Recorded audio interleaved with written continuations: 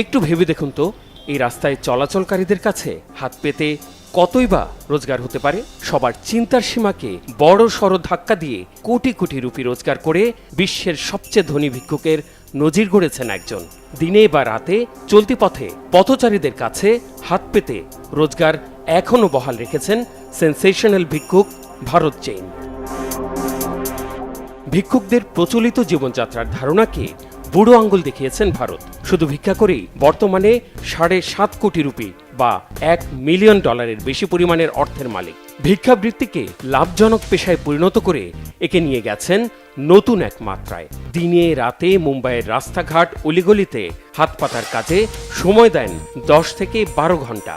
এতে প্রতিদিন গড়ে তার উপার্জন 2 থেকে 2,500 রুপি। মানুষের মায়া, মমতা আর উদারতার কল্যাণে মাসে তার গড় উপার্জন 60 থেকে 70 হাজার রুপি।